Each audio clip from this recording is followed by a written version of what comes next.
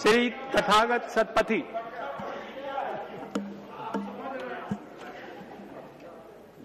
Patka Patki. Thank you, sir. Specific language hai. Sir, after such an earth-shattering speech, I feel humbled. Sir, there is no intention on my part to have a political upmanship, which we have been seeing happening here in this House throughout the discussions on price rise today. Politics is not the only answer to all the problems, and that is probably why we are not able to address the real situation. Shanti rakhein. Silence, Sir, on please. July 5th, when the Bharat Bandh call was given, Hukum deo ji. it was not Hukum deo ji. थोड़ी अशांति हो रही है. अशांति हो रही है. Hartal call was given on July 5th. It was not something led by political parties. This was a change in the scenario. It was a movement led by the people of India, and the political parties had to run after the people to prove that they existed. In my state, my party, Biju Janata Dal, organized a very peaceful hartal, and that was to show solidarity with the people of the state. It is said inflation measures the rate at which prices rise. So this House is supposed to give a voice to the poor of this country. But unfortunately, we all represent the middle class or the rich. And today a situation has come where the middle class has become totally silent because of very personal interest. The tom-tomming of globalization, economic reforms, and so-called development has shut the mouth of the middle class. Either they have ensconced themselves, become a small group, and are directly benefiting from the so-called development, or they are in a stage now where they hope that maybe some bits and crumbs will fall their way so that they will be the beneficiaries of this development that is being spoken about. But we are all unfortunately forgetting the real India, the poor, the downtrodden. We mention them in our speeches, but if you have seen the atmosphere in the House today, it was a very fine atmosphere, jocular, laughing, and funny. But rarely, I am pained to say this because I probably have become a part of this futile exercise. Rarely has anyone spoken sincerely on what the true problem is. Sir, I have noticed that after every pay commission report that is published, the prices immediately start increasing. That means the whole nation is waiting what is happening to the salaried government employees, who probably are about 3.5% of the population of this country. But once a report is out, then the common man again, who has no fixed income, is strapped and is pounded down by the rising prices. The federal government here has consistently blamed the state governments for not controlling prices. But all of us here are aware that except for some disciplinary moves, some raids, some little control here and there, prices actually depend a lot on economic policies, on economic discipline. And unfortunately, the federal government has completely ignored its own responsibilities and is trying to pass the buck to state governments, hoping that it will save its skin by this sort of an excuse. I may be criticized, but I am willing to admit that as a standalone case, just the increase of petroleum prices is not the sole cause for all-round rising prices. Your faulty taxation practices, as was briefly mentioned by the Leader of the Opposition, has gone into the inflationary machine to increase its fab. It's become fatter. And petroleum product price rise has definitely further fueled this increase in prices.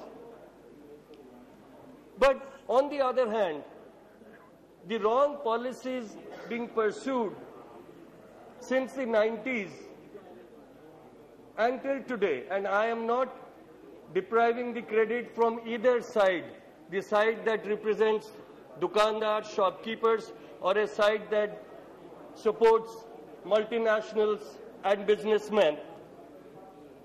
Both sides are today equally responsible for the plight that India is in. You have actively, one example that I would like to state here, this government in 1 year, sir, just 1 year, 365 days, they have actively helped in decreasing by a whopping 8% the amount of land under agriculture, under cultivation in India, from 680.99 hectares in 2008-2009 to 626.47 hectares in 2009-2010. This is a sad case, and we are all aware that today when we go to our constituencies, we do not see the youth of this country being interested in agriculture. The youth wants to move to cities. Given a chance, they would probably move to Bombay or Delhi or Bangalore, but they do not wish to live in villages. What is the reason? Have we ever tried to find out? You talk about nuclear power. You talk about ACZ, seat in the UN, India becoming a world power, etc., etc.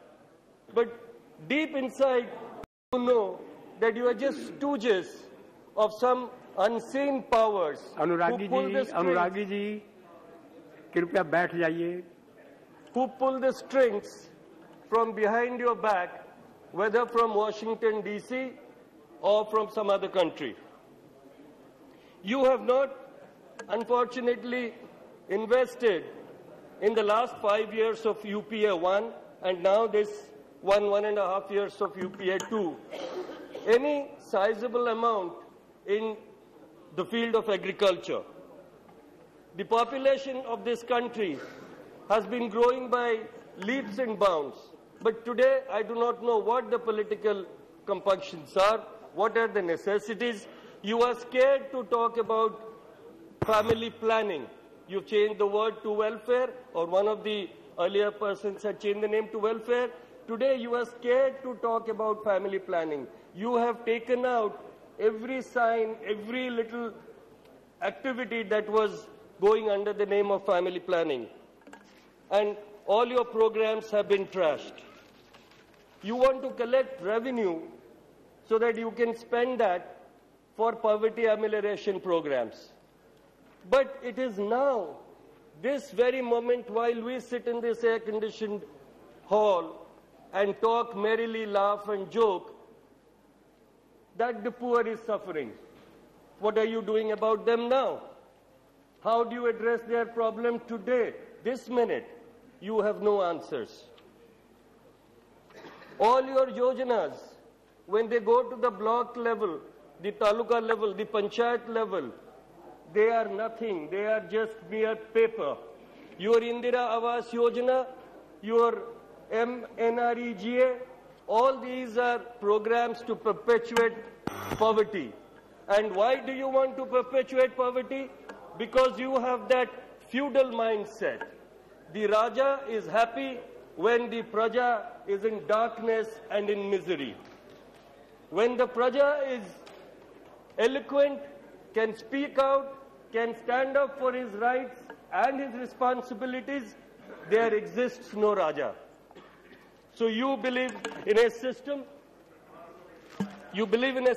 that perpetuates this mindset. You are the Rajas. You represent the Rajas, or you follow the Rajahood, the families, or the, whatever, which is a shame for a democracy like India. Sir, Satpathy you might be aware, sir, you know me, sir. I know I'm you. obedient, sir. Sir, 60% of sugar produced in this country, as has been mentioned by earlier speakers, goes to biscuit factories, cold drinks, chocolate manufacturers, candy manufacturers. Have we thought of how we can bring in more PDS sugar? How can we bring in more sugar into the PDS system? Sir, 35% of wheat produced in this country is used by breweries. Have we thought of how we can save this wheat, and instead of asking people to drink beer, can we give them bread? So on and so forth. So sir, before winding up, I would take one more minute. It is easier said than done. I am aware of what I am saying, but these are simple suggestions, because I think that today we have not as yet come up with any concrete proposals.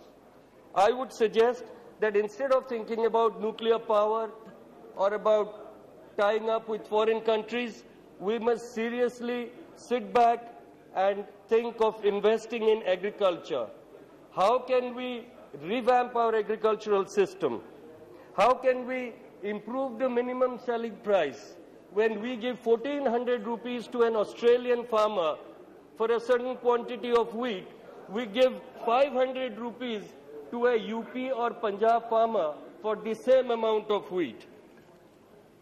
So next, I would suggest that land classification has to be taken up at a very urgent level. All your SEZs or industries must be banned from using cultivable land. You have to think about improving marketing facility for agricultural products. There are small models which have been working in different parts of the country. Those can be studied very closely, and an expanded model of that sort can be implemented. It is possible. Strengthening PDS. I know it is again easier said than done. Corruption, all of us have talked about corruption. But I do not believe that if you go back 60 years and investigate all your MPs, MLAs, ministers, IAS, IFS, IPS, then you will be stuck in the background. You have to think about tomorrow. You have to strengthen the PDS in such a manner that the goods actually reach the people. You have to encourage food preservation industry. How do we preserve food, and what can be done at the point of production? Research has to be made into better cold storage facilities. Conclude. Our rural areas, I'll finish. Our rural areas lack water, lack electricity and communication. But communication is something that the farmer can overcome with our old methods of transportation. But how do we give water and electricity that cold storages can be put into use? This has to be researched into. And at the final end, before I thank you for giving me this opportunity to speak, in brief, I would suggest to all sides that are ruling this country or wish to rule in the future that it is time you look back to where the real India lives, and please do not look at Washington, D.C. Thank you, sir.